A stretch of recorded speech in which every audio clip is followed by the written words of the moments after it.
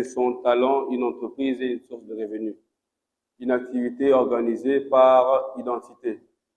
Mais avant d'aller plus loin, je tiens d'abord à expliquer même la logique, à expliquer même l'origine, à expliquer même le sens de cette thématique. La République démocratique du Congo est un pays extraverti, je suis économiste aussi, c'est-à-dire un pays tourné entièrement vers l'extérieur. Nous importons plus que nous exportons. Et la conséquence, sur le marché, nous vivons ce qu'on appelle la sous-production. La sous-production dans tout le domaine. Vous avez la sous-production dans le domaine industriel, la sous-production dans le domaine même de l'emploi. La RDC composée au moins tout au plus de 100 millions d'habitants. Et la majorité de cette population est composée uniquement de jeunes. Et lorsque nous sommes dans une situation de sous-production en matière d'emploi, ça veut dire qu'il y a des jeunes qui ne travaillent pas. Ça veut dire qu'il y a des jeunes qui se retrouvent au chômage, mais un chômage involontaire. Ils ont l'envie de travailler, le désir de travailler, mais malheureusement, il n'y a pas de travail. Alors l'État a mis des mécanismes en place pour essayer notamment de contrer un peu cette balance. Je me précise une chose, dans un pays organisé, ce qui développe les pays, ce n'est pas le secteur public, mais c'est plutôt le secteur privé. Alors l'État prend des mécanismes notamment pour booster le secteur privé. C'est pourquoi vous verrez des collaborations, de coopération avec la Banque mondiale pour le financement des apporteurs de projets, mais aussi le financement de faire de son talent une entreprise et une source de revenus. Cela renvoie directement à une activité entrepreneuriale. Très chers jeunes que nous sommes, nous n'avons pas d'autre choix que d'entreprendre. Nous n'avons pas d'autre choix que de commencer une activité entrepreneuriale parce que il n'y a pas de débouché très clair. Il n'y a pas de débouché qui nous attend après les études. Il n'y a pas de débouché très clair. Il n'y a pas de marché très clair, très déterminant dans lequel on engage, une masse de jeunes. Il n'y a pas, si ce n'est que l'entrepreneuriat. Donc, ça veut dire qu'à travers l'entrepreneuriat, nous contribuons à ce qu'on appelle à la croissance économique, parce que la croissance économique n'est que la différence entre la consommation intermédiaire ainsi que la quantité produite. Ça veut dire que plus nous créons des activités entrepreneuriales, plus nous participons au développement, à la croissance plutôt de ces pays, à la croissance économique de ces pays. Et cette croissance n'est que l'augmentation du PIB, du produit intérieur brut. Et je vois que, à la fin de cette conférence, que chaque personne ici présente sort avec cette pensée que moi, jeune que je suis, moi, garçon, fille, je dois participer à la croissance économique de mon pays. L'aspect identité. Identité est une aspect qui œuvre dans la promotion, dans la détection des talents d'abord.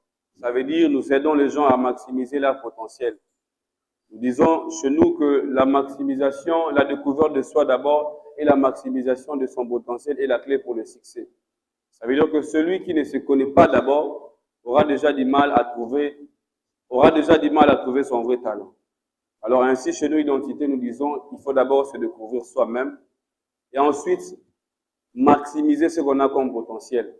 Alors cette conférence aussi s'inscrit dans cette idée, dans cette logique de nous amener à maximiser ce qu'on a comme potentiel.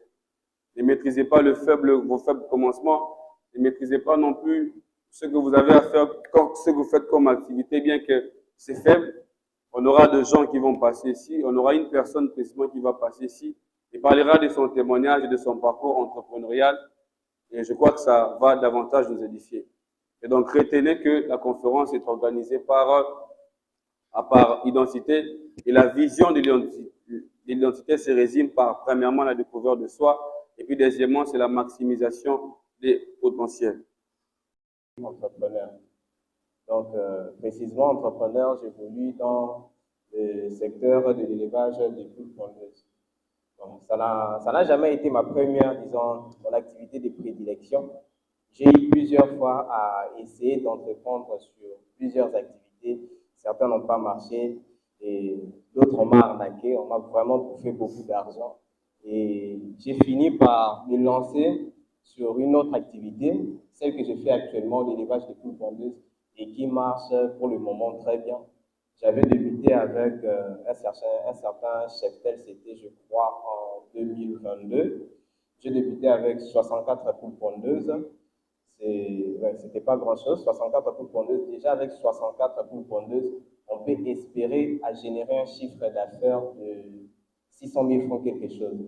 Et vu que l'activité déjà évoluait très bien, j'ai pris la décision d'augmenter ma production aux alentours de 2023. Et jusqu'à aujourd'hui, je suis dans cette activité et je me bats pour en faire une très grande ferme, en tout cas dans la ville de Matadi, puisqu'il y a beaucoup de bouches à nourrir à Matadi. Beaucoup de gens consomment les œufs. C'est un produit qui se vend vraiment très facilement. Il y a beaucoup d'opportunités, en tout cas dans ce secteur. Et j'essaye de voir comment devenir une référence en fait, pour la ville de Matadi en termes de production. Quelles sont les difficultés, quelles sont les difficultés que vous aviez connues dans le passé, ou soit que vous connaissez toujours jusqu'à présent, et quelles sont les stratégies de manière pratique que vous avez utilisées pour essayer de contourner ces difficultés en rapport avec votre domaine? Il est là, Monsieur Emmanuel. En rapport avec mon domaine, pas en rapport avec votre domaine d'activité. En rapport avec mon domaine, quelles sont les difficultés que l'on rencontre dans ce secteur? Eh bien, il y en a beaucoup, hein. Il y en a beaucoup. Déjà, c'est un secteur qui est beaucoup plus dominé par des œufs importés, c'est-à-dire des œufs qui proviennent d'ailleurs, et des œufs surtout en provenance de Kinshasa. Puisque j'ai eu à faire, comment dire, d'ailleurs, mon activité a été l'objet de mon travail de mémoire, où j'ai eu à mener des enquêtes. Il y a pratiquement 80% des œufs que nous consommons à Matadi proviennent de Kinshasa. Ce qui veut dire qu'à Kinshasa, déjà, ces œufs-là sont produits à un coût un peu plus bas. Kinshasa produit les œufs à un coût un peu plus bas. Pourquoi? Parce que les aliments sont produits là-bas et les poules pondeuses proviennent de là aussi. Ce qui fait que nous, ici, lorsque nous nous lançons dans l'élevage des poules pondeuses aussi, nous sommes butés face à la cherté des aliments. Pourquoi? Parce que les aliments viennent de Kinshasa et quand ça vient ici, il y a des frais de transport qu'il faut prendre en compte, les frais de chargement, les frais de déchargement, ce qui fait que la valeur initiale des aliments augmente. Et là, à 12 000 francs. Mais sur les marchés, on peut les vendre à 15 000 francs, ça passe. Mais tu vois qu'il y a déjà une différence. Nous, ici, pour produire des œufs et totaliser un plateau, on peut les vendre à 12 000 francs, ça va. Bien que sur les marchés, c'est à 15 000 francs. Or, à Loufou, un plateau, déjà, il est liquide à 9 000 francs. Donc il y a vraiment un grand écart là. Et les revendeurs vont préférer aller s'approvisionner là où ça coûte moins cher par rapport à un éleveur qui produit à un coût plus élevé. Et donc, la difficulté se retrouve souvent à ces niveaux-là. Donc, la filière poule pondeuse, c'est un secteur où nous n'arrivons pas, c'est ça les termes, c'est un secteur où nous n'arrivons pas à être compétitifs. Et à être compétitifs, ce qui veut dire que nous sommes obligés de produire à un coût plus élevé. Bien, en soi, ce n'est pas un problème. En soi, ce n'est pas un problème puisque les œufs actuellement, ils ont un prix vraiment assez flottant. Ils ont vraiment un prix assez flottant. Ce qui veut dire que Kinshasa peut vendre des œufs à un coût bas, mais nous allons nous retrouver puisque actuellement les gens aussi veulent consommer bio. Ce qui veut dire que, étant éleveur pour le moment et à petite échelle, je peux dire que cette activité est très rentable alors. À petite échelle, c'est rentable. Mais à grande échelle, il faudrait à ce que l'entrepreneur s'organise à soi-même produire des aliments pour essayer d'arriver à être plus compétitif. Donc, c'est vraiment les combats que nous menons actuellement. Nous nous battons contre les œufs qui coûtent moins cher sur les marchés, alors que nous produisons à un coût plus élevé. Mais ce qui est moins rassurant est que la différence du coût de production entre Matadi et Kinshasa n'est pas vraiment, il n'y a pas vraiment un si grand écart. Donc, à Matadi, par exemple, on peut produire un plateau à 12 500. À Kinshasa, les plateaux peuvent coûter peut-être 10 000, 12 000. Ce qui fait que si les œufs viennent ici, on essaye quand même de jouer chez égal. Mais là où ça fait mal, c'est lorsque Loufou envoie ces œufs-là qui coûtent, et alors généralement moins cher, jusqu'à 9 000 francs de plateau. Et là, ça dérange un peu l'environnement. La dernière question, en tout cas. Vous nous avez parlé de votre parcours déjà et de vos difficultés. Maintenant, étant qu'entrepreneur, quelles sont vos perspectives d'avenir en rapport avec votre filière. Vous étant qu'entrepreneur, étant agro-entrepreneur, c'est là qu'on vous présente déjà. Monsieur Emmanuel est là. Effectivement, Monsieur Emmanuel est un éleveur de poules, hein, de poules pondeuses en tout cas. Et ça Donc, va. Combien d'années déjà? Combien d'années? Je suis dans l'activité depuis 2022, dans 2 ans. Donc plus ou moins 2 ans, il est passé de 64 poules pondeuses à 300. 360. En tout cas, ça mérite au moins des applaudissements. Non, s'il vous plaît. Ça mérite au moins des applaudissements. C'est-à-dire que M. Emmanuel a été capable de capitaliser son investissement. Il a commencé avec 64 jusqu'à avoir 300 poules pondeuses. C'est pourquoi on a préféré commencer cette conférence avec des témoignages assez pratiques. Des témoignages assez pratiques pour nous aider à non simplement comprendre la nécessité de la création d'entreprises de façon théorique, mais aussi de manière pratique. Alors, M. Emmanuel, la dernière question, on va finir par là. Quelles sont vos perspectives d'avenir étant qu'entrepreneur? Là, on n'est plus dans le parcours, on n'est plus dans vos difficultés. Votre perspective étant qu'entrepreneur est franchie par là. Bon, en termes de perspectives, surtout pour cette filière, puisque j'ai quand même beaucoup de projets. Déjà, j'ai eu à commencer petit, puisque même à entendre parler que j'ai commencé avec 64 ou 364, mais c'est rien. C'est vraiment pas grand-chose, puisque la ville des Batailles contient pratiquement plus de 600 000 habitants. Donc, il y a au moins à Matadi, donc plus de 600 000 mouches à nourrir. Okay. Alors, pour un éleveur qui a 364 000 pondeuses, c'est vraiment pas grand-chose. Oui. Alors, mes perspectives, c'est que, comme je l'ai dit déjà au départ, j'ai commencé petit et l'objectif, ce n'est pas de rester à ce niveau-là. Okay. Alors, donc, je tiens vraiment à ce que petit à petit, dans 5-10 ans, de faire en sorte que cette ferme-là qui existe derrière la maison, la ferme-là que l'on connaît, la ferme du quartier, donc cette ferme-là qui, comme je l'ai dit, qui existe derrière la maison, quitte au fait ces cadres de derrière la maison pour aller vers une exploitation un peu plus grande et surtout appropriée, puisque l'élevage des poules pondeuses, c'est une activité vraiment sensible. Les poules sont vraiment sensibles à la saleté. Alors, généralement, ce sont des genres d'activités qu'il faut exercer dans un endroit où il y a des vastes terres, où il n'y a pas une concentration de vie humaine, en tout cas, puisque c'est généralement l'homme qui apporte de la maladie auprès des animaux. Donc, l'objectif, c'est de vraiment chercher un espace capable d'accueillir 500 000, 6 000 poules pondeuses. Donc, quelque part, on sent déjà, et quand on s'en parle, c'est pratiquement une ville bénie, il y a beaucoup d'essais. Pour atteindre un niveau où je l'ai dit qu'il faut que ce soit une très grande entreprise, il faut que je puisse faire appel à des capitaux étrangers, c'est-à-dire à des associés.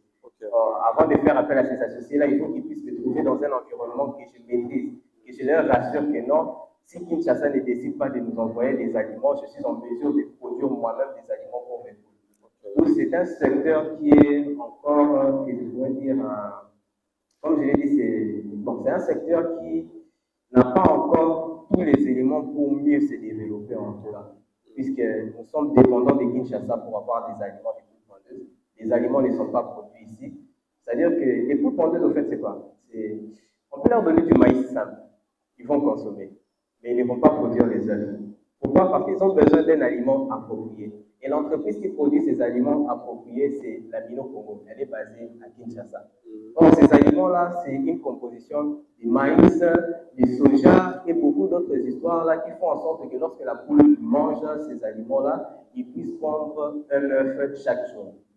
Donc, il faut réunir toutes ces conditions-là. Et à Matadi, on n'a pas une entreprise capable de produire ces aliments. C'est ce qui fait déjà mal. Donc, il y a beaucoup d'histoires qui entravent l'expansion de cette activité-là. Et il faut chercher d'abord à maîtriser cela pour voir comment est-ce qu'on peut essayer de les faire agrandir plus tard aussi. Merci, M. Emmanuel. Ça veut dire qu'en termes de perspectives, pour dire vrai, M. Emmanuel va se positionner comme étant le numéro 1 du marché. Et donc, merci sous vos applaudissements, M. Emmanuel. Merci beaucoup. Merci. Parole à M. Louis pour oui. Merci déjà pour cette exposition. La première question que j'ai à te poser, qui m'a traversé l'esprit, c'est quoi ta motivation? C'était quoi ta motivation pour entreprendre? Est-ce que c'est uniquement par idée de survivre ou bien c'est uniquement parce que voilà, tu te vois devenir entrepreneur, entre guillemets. Tu te voyais plutôt, voilà. C'est un peu ça la vraie question que j'ai à te poser. Ok. Bon. Déjà, il y a cette phrase de M. Sarkozy, je crois, c'est un ancien président de la France, non, ouais. Il a dit une phrase là intéressante, il dit, on n'est né pas entrepreneur, mais on le devient. On le devient comment? Par exprimer un sentiment et en exprimant de l'envie de pouvoir devenir entrepreneur. Alors, moi déjà, entreprendre, c'est un sentiment qui est né en moi depuis bien longtemps, je crois depuis l'école primaire. Mais à cet âge-là, à cette époque, lorsqu'on sent en soi ces sentiments de pouvoir entreprendre, on est buté au problème. Déjà, les premiers problèmes auxquels on est buté lorsqu'on ressent ce sentiment d'entreprendre étant enfant et qu'on est jeune, on n'a pas de moyens. À cette époque-là, je crois que j'étais à l'école primaire, secondaire, cinquième. Tu as l'envie d'entreprendre, mais comment est-ce que tu vas débuter? Tu es encore sous le toit parental. Alors, c'est depuis bien longtemps que ce sentiment a commencé déjà à naître en moi. Et c'est en étant à l'université, puisque c'est pas pour rien que l'on dit aussi qu'il faut donner du temps au temps. C'est en grandissant, c'est en accumulant ses envies, en essayant de développer, puisque j'avais ces envies, mais ça ne veut pas dire que je les avais étouffées. J'ai continué à développer ces envies, j'ai continué à avoir des idées, jusqu'à un certain point où je me suis déjà en ayant ces idées-là, je me suis dit qu'il fallait que je puisse les réaliser. Et le meilleur moyen de les réaliser, c'est de prendre conscience que tu veux faire quelque chose et il faut les réaliser. Alors, comment les réaliser puisque la réalisation nécessite des moyens? Alors, déjà, dès le début, je me disais déjà que je peux déjà commencer à épargner quelque chose. Or, à cette époque-là, je suis en France chez mes parents, je n'ai pas un salaire, les seuls salaires que j'ai, ce sont ce qu'on appelle les argents de poche. Alors, j'ai commencé déjà avec ça, j'épargnais petit à petit mes à côté jusqu'à un certain niveau. Donc, la culture d'épargne, c'est quelque chose auquel j'ai commencé depuis bien longtemps en tout cas. Mes parents nous ont initiés, en tout cas moi, mes soeurs et mes frères, à commencer à épargner dès les bas âges. Alors, c'est au bout d'un certain moment où je me suis rendu compte que j'avais quand même un petit quelque chose. Et comme j'avais déjà des aspirations de pouvoir entreprendre, comme je l'ai dit au départ, des boutiques, alors c'était une activité qui m'avait. J'ai vraiment beaucoup appris personnellement puisque je me suis lancé vraiment seul, mais bon, disons pas totalement seul puisque l'élevage de poules c'est quand même quelque chose d'essentiel. Donc avant de me lancer, j'ai eu à mener quelques recherches, notamment les vétérinaires qui m'encadrent actuellement. C'est lui qui m'a donné un peu plus de précision où trouver les positions des plantes, d'où proviennent les aliments. C'est lui qui m'a donné ces petits détails. C'est avec lui que j'ai eu à évoluer. Mais il n'est pas resté trop longtemps avec moi. Il m'a donné quelques astuces, mais il ne m'a pas dit que non, tiens, je te donne mes clients. Non, non. Donc, j'étais censé, après avoir reçu un certain accompagnement, puisque ces idées-là, il me disait que non, tu vois, les poussins, lorsqu'ils sont un âge qui varie de 1 à 30 jours, ils ont besoin d'être chauffés. Donc, il y a beaucoup de détails là, en tout cas, très techniques à l'intérieur. Alors, d'où j'ai commencé petit, avec 64,2 partant de mes économies. Et au fur et à mesure, l'activité me rapportait quand même. Et en voyant que c'était vraiment une activité qui rapportait beaucoup, je me suis dit non, en 2023, il faut augmenter l'échelle. Où je suis passé de 64 à 364. Ok. Et donc 300, de 64 à combien? 300? 364,2. Ok. Et donc, cette envie-là est tout simplement née. Donc, comme tu l'as dit aussi au départ, déjà, on est dans un pays sous-développé, hein, où c'est tout à fait déjà normal de commencer déjà à faire naître ces sentiments-là d'être indépendant, d'atteindre une certaine indépendance financière en fait. Donc, c'est un sentiment qui est né, c'est un sentiment que nous vivons tous. Le chômage nous frappe aujourd'hui, demain, tous les jours en tout cas. Alors, en vivant dans un tel environnement, donc on est obligé de se dire maintenant, faut que je fasse quelque chose. Demain ou aujourd'hui, il faut que je fasse quelque chose. Alors, je me suis donné du courage, je me suis donné de la volonté, de la réflexion pour pouvoir me lancer dans cette activité qui, pour le moment, en tout cas, marche très bien pour moi. Ok. Ma dernière question. Pour l'information, nous ne sommes encore célibataires. Le jour où je trouverai du fiancé, en tout cas, je l'enverrai chez vous. Et voilà, comme ça, vous la prenez tout, les gingembre, tout le reste là. Oui, oui. Comme ça, moi, elle va m'aider.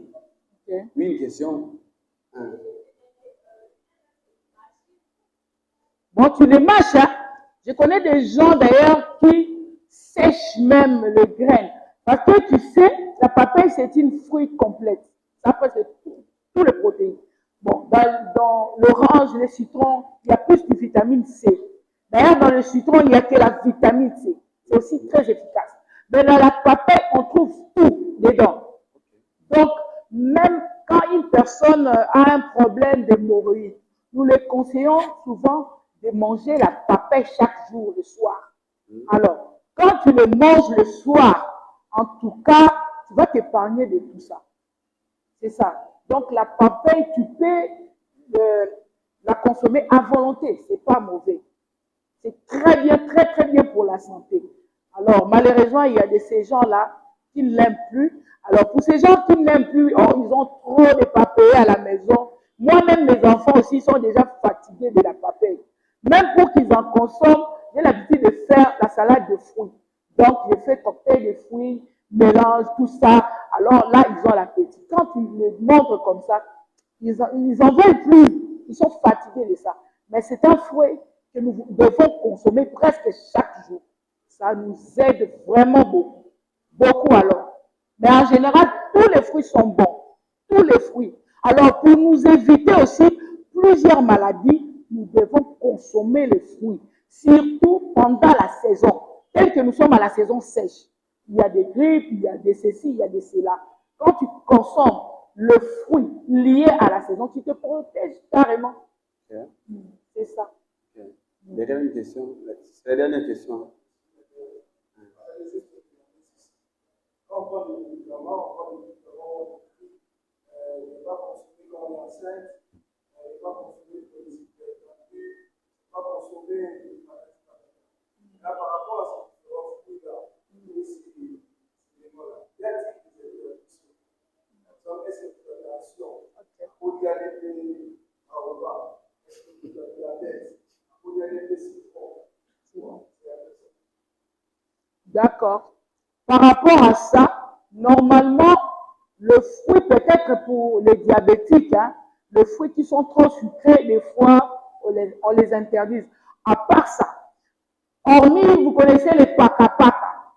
Vous connaissez les paka-paka? Je ne connais pas. Moi, je vais être sincère avec vous. Bon, les paka-paka, c'est un très bon fruit, mais il y a des gens qui sont allergiques au paka-paka. C'est un très bon fruit. Ça aide beaucoup d'ailleurs. Vous connaissez les amygdalites. Les amygdalites, c'est une maladie vraiment dangereuse. Ce n'est pas l'angine. Hein. Les amygdalites, il y a des choses blanches qui sont posées dedans là. Okay. Alors, généralement, les amygdalites, l'opération, l'intervention chirurgicale, ça coûte dans les $2500. C'est ça. Mais ça se soigne avec les paka-paka. Mais malheureusement, il y a des gens qui sont allergiques. Quand tu goûtes au paka-paka et que tu sens que ton corps rejette, il faut automatiquement arrêter. Hormis ça, je peux dire par exemple, le baobab, c'est bon pour tout le monde. Mais sauf qu'avec la teneur de la vitamine C, des fois les gens qui ont des problèmes de gastrite, ça irrite un peu. Ça irrite un peu. Mais tu peux aussi en prendre. Moi, mon mari a un problème, des fois gastrite, ça le dérange. Mais pour mettre, je risque de prendre tous les temps, j'entre dans plusieurs choses à la fois. Parce que là, pour remédier d'ailleurs au problème gastrique, on prend aussi du gombo. J'avais parlé de ça, non? Quand tu sens que, parce qu'il y a ces gens qui ont des gastriques qui font déjà de l'ulcère. L'ulcère, c'est vraiment la plaie. Alors, quand tu prends du baobab, tu vas sentir très mal. C'est comme si on met l'alcool sur la plaie. Ça fait très mal. Mais ce mal-là, ce n'est pas très, très mauvais. C'est comme comme l'alcool sur la plaie. Même si ça te fait mal comment, ça va finir.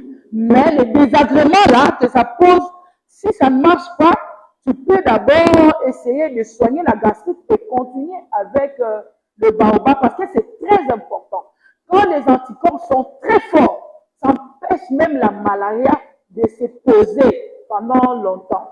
Alors, je peux dire, le baobab, c'est un très bon fruit. Pourquoi? Même pour les diabétiques, les gens qui ont des problèmes de diabète, tu peux faire ton jus de baobab, tu le prends, le verre là que les mamans utilisent pour vendre, tu le prends matin, soir. Ça aide beaucoup. Ça grille le sucre. Ça termine même le sucre. Bon, ça termine pas le tout parce que le sucre, c'est bon pour la santé, mais ça diminue favorablement du sucre. Donc, quand une personne a un problème de diabète ou vous connaissez une personne même dans la famille, il faut lui dire de prendre. Parce que généralement, les gens disent, hey, le fruit, c'est pour les enfants. Moi, avant, mon mari n'aimait pas les fruits. Quand tu fais le jus de fruits, il dit, ah, c'est pour les enfants. Moi, je suis papa. Jusqu'au jour où il était guéri de façon instantanée de l'estomac. Alors, il s'en foutait. Ah, tu le sers. Alors, il est venu, il a dit, oh, moi, je n'ai pas faim, hein, je n'ai pas faim. Je dis, oh, comment tu n'as pas faim? Ah, je me repose un peu. Je dis, j'ai fait le jus, est-ce que tu peux en prendre? Il a dit, bon, je vais essayer. C'était le jus de noix de coco, de cocotier.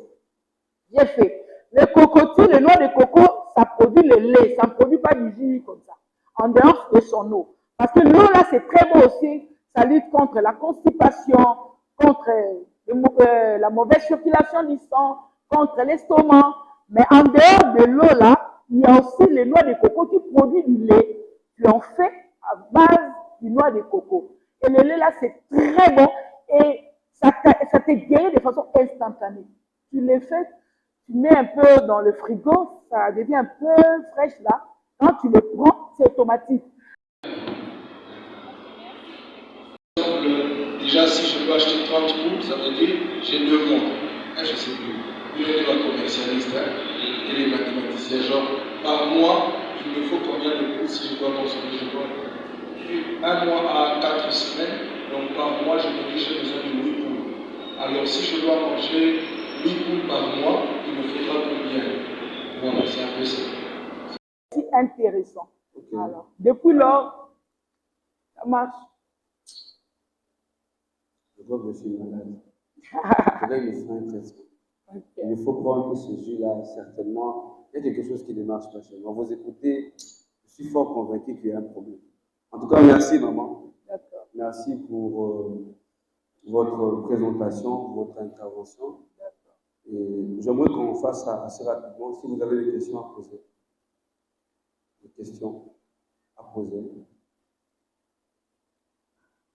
Quelqu'un a une question en rapport avec tout ce que maman Feza, femme battante, c'est donc là, elle a été présentée ici.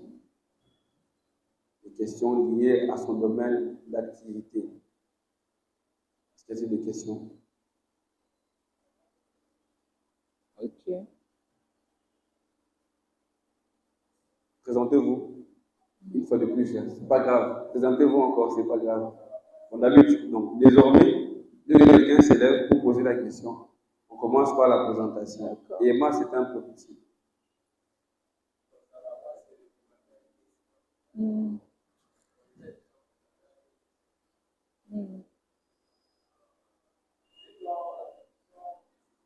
Oui, du jus naturel. Bon, je vends sur commande. Parce qu'actuellement, il y a des difficultés, comme aussi toi, tu l'as dit. Hein. Nous sommes butés dans des difficultés du courant et tout ça. C'est pour ça que quand il y a une commande, je le fais et je vends.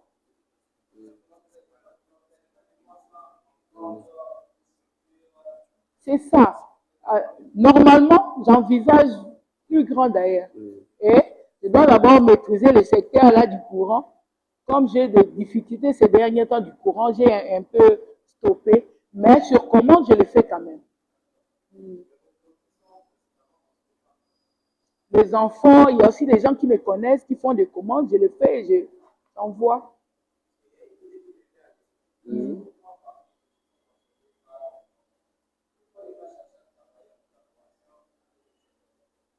C'est ça.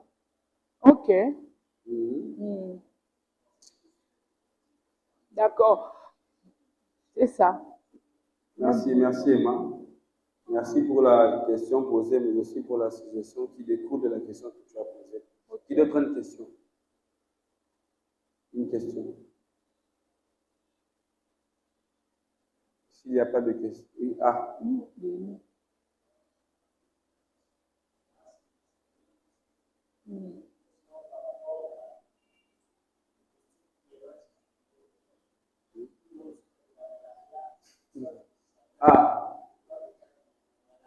oui.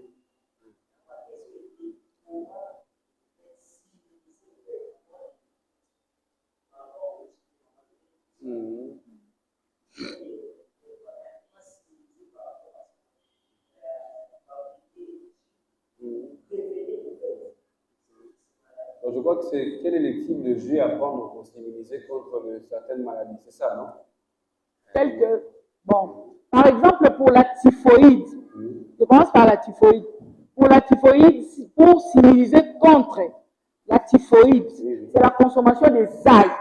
L'ail, c'est comme un désinfectant intestinal. Or, la typhoïde, c'est une maladie qui s'attaque aux intestins. Donc, quand tu manges régulièrement les ail, même pas beaucoup, pour une prévention, tu peux manger un matin, un soir. Tu respectes ça. Et c'est comme insecticide contre les bactéries qui se posent dans les intestins.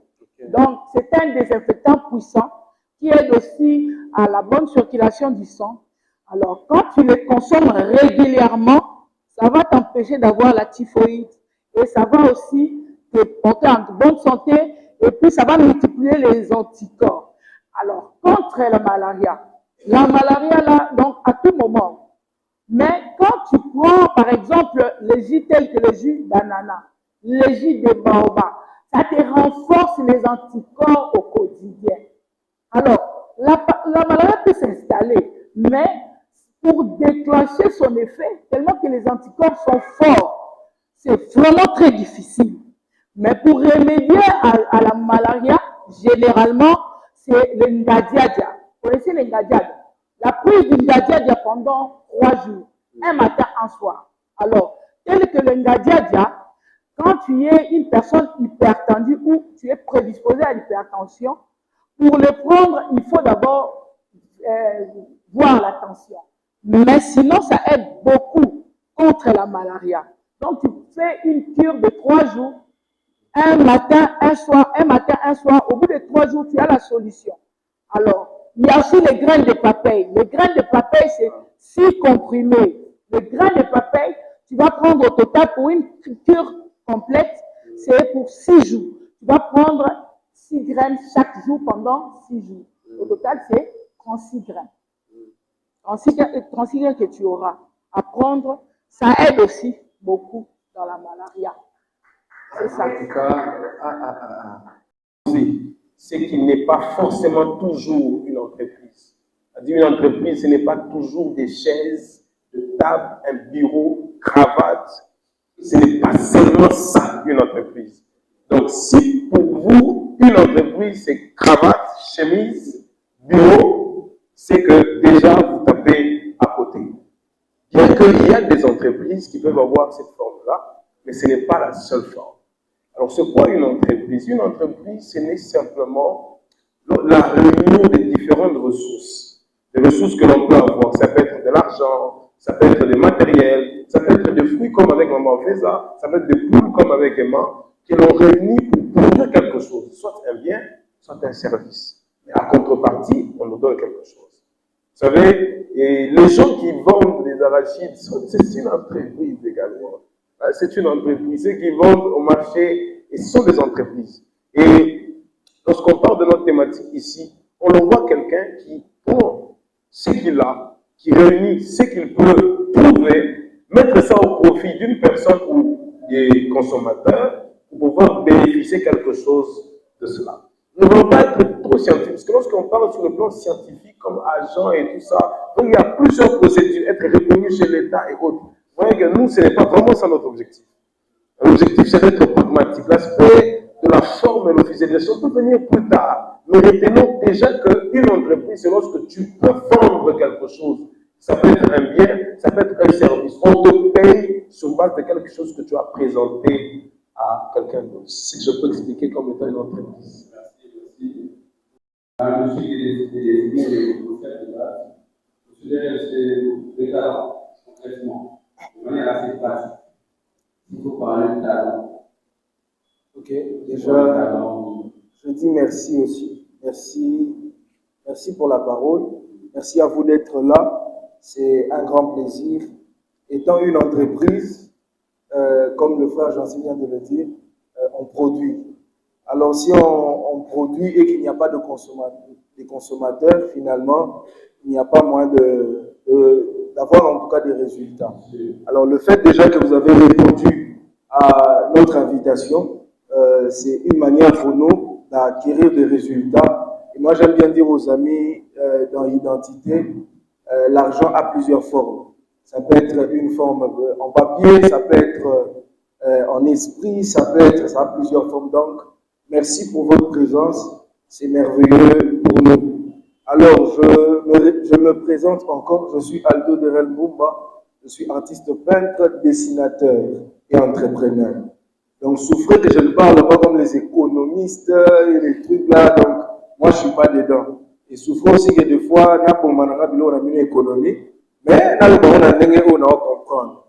Alors pour moi, un talent, j'aime bien toujours définir ça comme la Bible le définit d'abord, parce que c'est le livre le plus populaire et le plus sûr du monde. C'est Jésus qui donne des talents à des gens. Il donne 5 à l'un, 2 à l'autre, et c'est l'histoire, plutôt la parabole de talent. Il dit qu'on donne 5 à l'un, on donne 2 à l'autre, et puis on donne 1. Alors le talent, à l'époque, quand on en parle là, ce sont peut-être des pièces de monnaie. C'est peut-être un poids de lingots d'or, d'argent, quelque chose comme ça, qui avait une certaine valeur. Et vous êtes d'accord avec moi, on a étudié ça, je pense, en histoire, le troc. Donc avant qu'il y ait l'argent, il y avait d'abord le troc. Hein? On est d'accord, hein? La phonétique à histoire, géographie, beaux-arts. Hein? Moi, je ne maîtrisais pas trop. Mais personnellement, je me dis jusqu'à aujourd'hui, le troc existe encore. Parce que à l'époque, Ezaki, je te donne ma machine, tu me donnes peut-être ton téléphone. Aujourd'hui, ça existe. Mais aujourd'hui, je te donne un billet de $100, tu me donnes ta machine. Donc, c'est un troc à un certain niveau. Alors, pourquoi je dis ça? Pour moi, le talent, c'est ce lingot d'or que Dieu a déposé en vous. Le talent, c'est cet argent-là, mais à l'état brut. Le talent, c'est cette richesse-là que vous pouvez vendre pour obtenir ce que vous voulez au fait.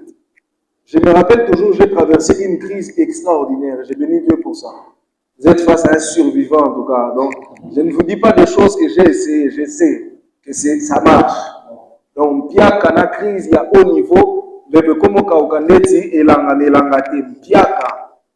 mais qu'est-ce qui se passe? J'ai mes mains que Dieu m'a données. J'avais une petite machine.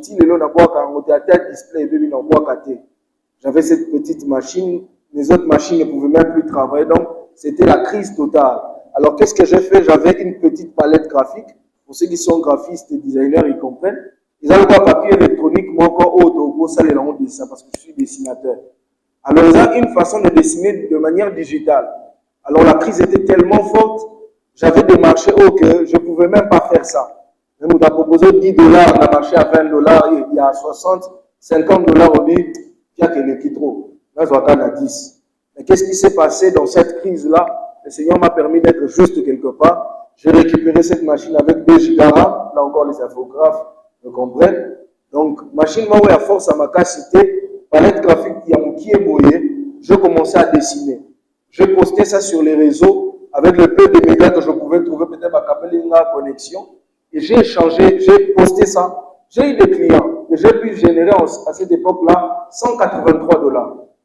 Vous voyez, je suis parti de zéro, des crises, des Mbebokauka vraiment, de presque mort, mais à $180.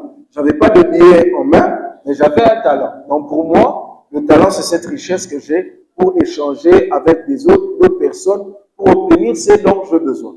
Le deuxième exemple, c'est là que je suis allé dans un shop et j'ai sorti de l'argent. Je pense à l'époque, ça pouvait me faire $21 comme ça. La Bimisi là, on a eu transport, on a eu.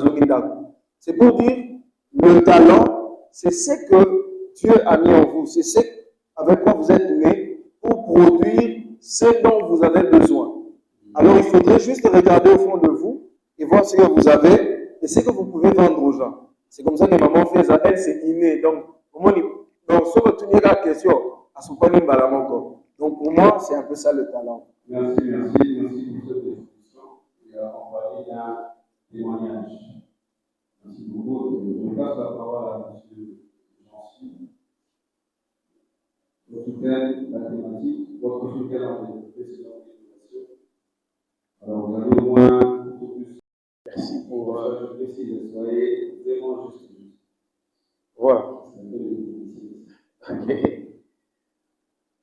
Merci beaucoup encore pour la parole accordée. Moi, je suis M. Jancy Montezol. Je suis étudiant en faculté des sciences économiques. Je suis déjà en dernière année. Donc, Emma, ce sont nos aînés à la matière. Mais en dehors de ça, je suis également slammer, coordonnateur de la chaîne Village de Parole sur YouTube, qui a pour objectif de promouvoir tout ce qui a trait avec l'éloquence, le parler et autres. Parce que vraiment, l'aspect parler, je vous assure, dans certains coins, sous d'autres cieux, ça fait gagner beaucoup d'argent. Même si je me suis tenu devant vous ici, ce n'est pas pour danser, vraiment, c'est pour parler. Ok, alors mon sous-thème par rapport au grand sujet, c'est le coût de l'innovation. Le coût de l'innovation. Le coût de l'innovation. Alors j'ai 15 minutes, ça c'est un challenge. Je vais essayer d'être vraiment bref et pragmatique. Alors au niveau de l'introduction, déjà, je me dis, si je donne le plan, je serais tenté de pouvoir suivre ça. Je préfère expliquer en pêle-mêle, comme ça. Ah, ok. Donc moi, je lui offre mes minutes. Je lui offre 20 minutes. D'accord, merci beaucoup. Alors, je vous propose le plan. Hormis l'introduction et la conclusion, nous n'aurons que 3 points. 3 points seulement. Le premier point, nous parlerons sur la notion de l'équation avec les professions principales et secondaires. La notion de l'équation avec les professions principales et secondaires. Et deuxième point, supporter que je sois assez rapide, je ne serai pas dicté comme à l'université. Donc, si vous serez intéressé par cela, je vois qu'on est filmé, donc ce sera sur Internet. Vous pouvez prendre note là-bas. Si je dois enseigner ou sinon donner la conférence au rythme de la rédaction de chacun, ça sera difficile. Le deuxième point, nous allons aborder sur les avantages et le coût de l'innovation. Et troisième point, c'est comment innover. Comment innover. Certainement, lorsqu'il faut parler d'innovation, j'aurai quelques sources, quelques références, des gens sur qui je veux m'appuyer, parce que je ne suis pas le premier à commencer à penser ou à réfléchir autour de l'innovation. Il y a déjà eu des gens qui ont réfléchi là-dessus, et je veux prendre comme repère ou référence M. William Chankin. William Chankin, c'est l'un des professeurs théoriciens du management de la Corée du Sud. Et c'est l'un des grands auteurs qui ont rédigé l'un des livres les plus célèbres où l'on parle de stratégie océan. Et ils ont réfléchi ils disent que l'océan, c'est l'endroit où il n'y a presque pas d'embouteillage, parce que c'est tellement net, tellement vide. Ils réfléchissent comment créer des entreprises où la concurrence sera pratiquement par terre. Imaginez des livres comme ça. C'est un monsieur qui a beaucoup, et ils ont écrit un livre sur l'innovation. Il y a une phrase qu'il a dite dans ce livre qui m'a beaucoup intéressé. Il a dit, en matière d'entreprise, le problème, c'est l'innovation. Pourquoi? Parce que créer une entreprise est une chose. Que l'entreprise vous rapporte, ça, c'en est une autre. Et aussi que l'entreprise puisse se différencier des autres, ça aussi, c'est une autre chose. C'est-à-dire quoi? C'est comme maman faisait qui lance ses jus. Elle a lancé les jus. Et moi qui ai lancé avec le poule. Mais ils ont soulevé un problème. Quelques problèmes, disons. Parmi les problèmes, il y a la concurrence. Vous voyez ça? Il y a les autres entreprises qui produisent les mêmes jus. Ce qui fait que quelqu'un ne va pas venir acheter chez toi par pitié. Il ne va pas venir acheter chez toi. Certainement, même vous, quand vous achetez vos beignets dans le quartier, il y a des endroits où vous sautez, vous saluez la dame avec sourire, mais vous allez acheter ailleurs parce que il y a quelque chose de différent là-bas. Vous voyez ça? Et il dit une phrase qui m'a beaucoup plu, il dit, en matière des innovations et des entreprises, soit vous mourrez, soit vous innovez. Donc, dans l'entrepreneuriat, soit vous mourrez, soit vous innovez. Une entreprise qui commence aujourd'hui peut mourir demain.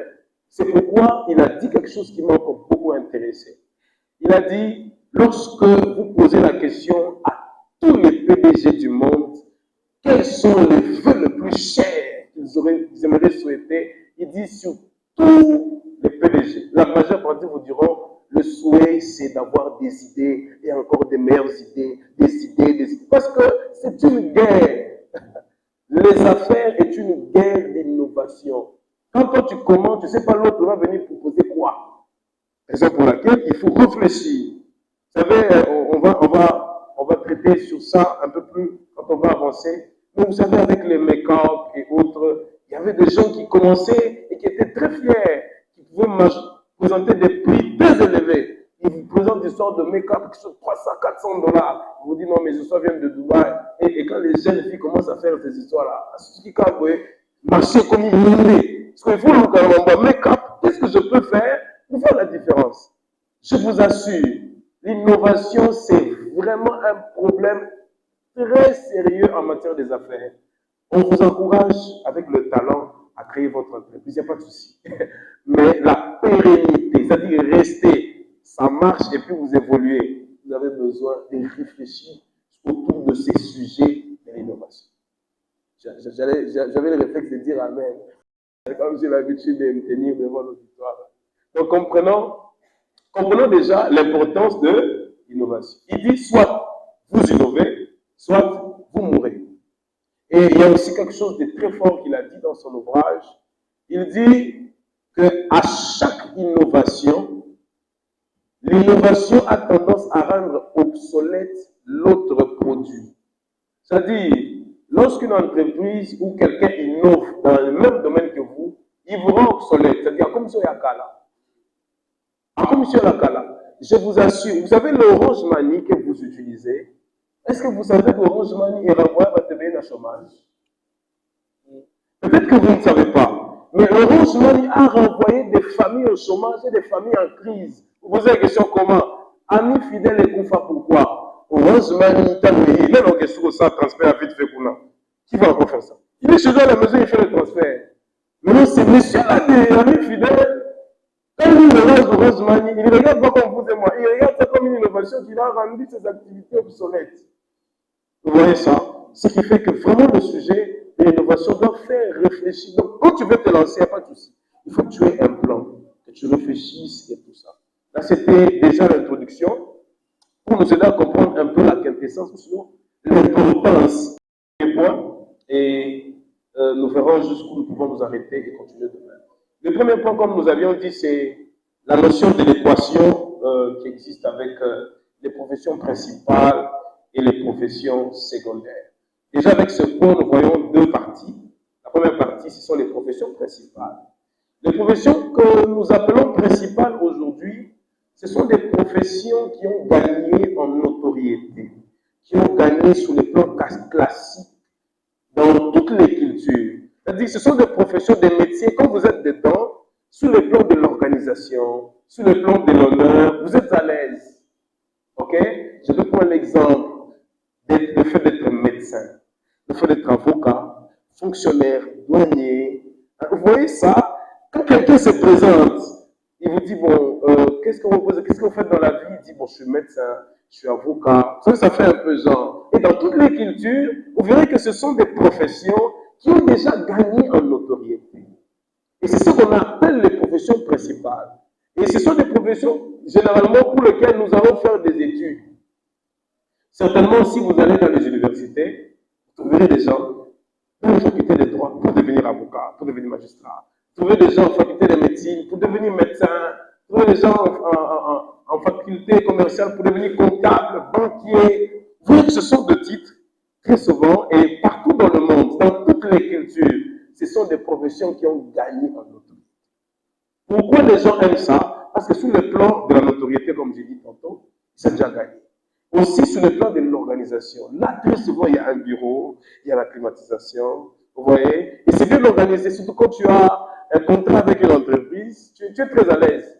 Vous voyez, dans de telles entreprises, vous avez des congés payés. C'est-à-dire, vous êtes à la maison, mais à la fin du mois, on vous paye. Vous imaginez ça? Si vous avez des enfants, on prend en charge des enfants, on vous paye le loyer, on vous paye. Donc, vous sentez, sur le plan de l'organisation, ce sont des professions qui sont tellement demandées, et quand c'est trop demandé et que l'offre est minime, c'est ce qui fait qu'il y a carence d'offres. C'est pourquoi on dit dans notre pays, par exemple, que chômage. Le chômage, c'est par rapport à cette profession qu'on appelle profession principale. Et pourtant, Misala est Nango. Mais le problème, c'est l'aspect caractéristique. Nous catégorisons cette profession-là. Malheureusement, il y en a ceux qui ont dans leur tête que la seule profession, ou les seules professions qui existent, sont ces professions-là. Donc, s'il n'a pas fait ça, et vous trouverez même, il y a des gens qui font des études en se disant, je fais le droit pour devenir avocat. Mais, là, pour que permettre là, se débrouiller pour l'État, là, soit na banque. Je serais peut-être en train de choquer quelqu'un, mais nous tous ne travaillerons pas dans des banques. Nous tous ne travaillerons pas, nous n'aurons pas de place au niveau de la fonction publique. Pas nous tous ne serons pas fonctionnaires. Alors, au lieu de rester dans son coin et vraiment en train de pleurer, et prier, chercher par-ci, par-là, qu'on puisse te couvrir, tu trouves le travail. Si tu as une chance, chacun a sa grâce dans la vie, il n'y a pas de souci. Je vous encourage dans ça. Et moi, si on me proposait une profession comme ça, je n'ai pas refusé, parce que sur le plan de la notoriété et sur le plan de l'organisation, ils ont gagné. Et sur le plan du revenu aussi, il y a pas mal. Il y en a ceux qui se débrouillent vraiment. Et aujourd'hui, dans notre ville, à Matadi, si tu veux te retrouver, il faut travailler dans une entreprise, je ne veux pas faire sa publicité, c'est proche du pont Maréchal. Si tu es là-bas, tu es très à l'aise, soit tu es banquier, soit tu es fonctionnaire. Et la finalité de tout, c'est la politique. C'est pourquoi vous voyez que tout le monde veut être dans un coin. Parce que c'est jamais, on peut par exemple le pointer, il peut devenir gouverneur et tout ça. Ce sont des stratégies qui sont maintenant en place. Malheureusement, avec ces professions ici, le coût de la formation en termes de temps est très élevé. Pour devenir avocat, il faut faire 5 ans d'études. Et si tu viens par exemple chez nous, c'est 390, 400 $ la première année, et le reste c'est 390. Faites la sommation de tout ça. Et l'argent des transports, les frais de syllabus, sans compter parfois l'amendement de certains assistants et professeurs. Tout ça, tu fais 5 ans. Sans compter, et puis pour arriver à ces 5 ans, il faut au moins que tu aies quand même un diplôme d'État. Donc s'il faut compter encore les 12 ans passés dans les études là, plus les 5 ans, nous voulons 17 ans pour devenir avocat. Les études, je nous encourage dans ça. Mais parmi les côtés défaillants de ce domaine-là, c'est que le temps de la formation est très large. C'est très long. Et quand vous finissez également, ce n'est pas quand vous finissez que comme Moïse l'avait dit tout tantôt, et quand vous finissez, déjà c'est ouvert, il y a une chaise qui vous attend quelque part. Mais quand vous finissez seulement les études, vous commencez directement à travailler. Non, ce n'est pas le cas. Ce n'est pas le cas malheureusement dans notre pays. Si on voulait occuper une place au niveau de la fonction publique, s'il faut, moi j'avais essayé d'estimer l'âge moyen de ces messieurs qui sont là. L'âge moyen c'est dans la cinquantaine. Donc si tu veux avoir le travail, le temps qu'ils entrent vraiment en retraite et qu'ils acceptent, parce qu'il y en a ceux qui refusent d'aller en retraite. Donc si tu veux le 10, ça fait 60, mais il faut attendre, si tu veux avoir le travail très sûr là, facilement, à l'ONATRA, il faut attendre 20 ans. Vous avez déjà fait ces calculs-là. Du coup maintenant en 20 ans, tu attends que ces messieurs qui sont là-bas puissent vieillir et entrer, ils puissent prendre sa retraite sans savoir qu'il a un fils, il a un neveu, il a un cousin, il a des petits-fils, des petites-filles. Vous voyez que si vous allez, et plusieurs personnes vont dans ces schémas-là inconsciemment. On se dit déjà j'attends. C'est bien, mais vous perdez du temps. Vous perdez du temps. C'est pourquoi quand je parle de l'innovation, sincèrement, ce n'est pas cette profession qui m'intéresse. Si vous êtes ici, vous êtes médecin, vous êtes ici, vous êtes avocat, vous êtes ici, vous êtes douanier, vous avez un contrat dans une banque, vous êtes banquier et consort, je vous encourage et je vous souhaite vraiment le succès. Mais moi, je m'intéresse surtout Voilà le type de personnes qui viennent d'exposer, qui ont partagé un témoignage ici. Vous voyez que ce ne sont pas des professions que j'ai citées. La dame qui fabrique ses jus, les messieurs qui lèvent ses poules. Vous voyez que ce sont des choses où c'est assez particulier. J'attaque directement la deuxième profession, c'est la profession secondaire. Quelqu'un peut se poser la question, bon, vous catégorisez ça sur base de quoi? Je catégorise cela sur base de la culture. Ok? Ce sont des professions sur base de la culture. Partout où vous irez, je vous assure, un professeur d'université, un médecin, un avocat, autant qu'ils sont respectés dans notre pays, autant ils sont respectés ailleurs. Donc ils sont plus, surtout quand ils sont en veste. La veste, c'est partout, c'est vraiment respecté. Sauf dans les pays islamiques hein, où ce n'est pas vraiment des tenues appropriées. Une profession secondaire, par contre, c'est quoi? Une profession secondaire, différemment de la profession principale, c'est une catégorie de professions qui sont généralement, qui n'ont pas généralement de la notoriété dans une culture ou dans toutes les cultures. Ce n'est pas vraiment un travail qui attire beaucoup de notoriété et il n'y a pas beaucoup d'organisations officielles. Donc c'est un travail qui n'a pas beaucoup de cravates et beaucoup de bureaux. Malheureusement, ce sont des professions, comme je l'ai dit déjà, que ça n'a pas de notoriété, les gens ne s'intéressent pas trop à ça, parce qu'il n'y a pas un bureau. Je vous assure, le problème des bureaux dont je suis en train de parler peut donner l'impression que je suis en train de me répéter, mais je vous assure, dans notre subconscient, tous, quand on pense travail, on voit un siège qui a des petits roues, qui bouge un peu, climatisation, beaucoup de dossiers sur la table, et tu as le secrétaire. C'est malheureusement la seule pensée principale qui prime dans notre tête sur le travail.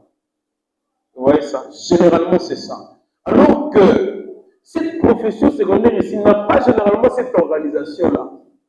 Et sur le plan de la culture, ce n'est pas souvent de notoriété, mais c'est une profession qui surprend sur le plan du revenu. Ça, c'est vraiment un élément qui dépasse. C'est une profession qui surprend sur le plan du revenu. Un commerçant bien équilibré peut dépasser de loin un banquier.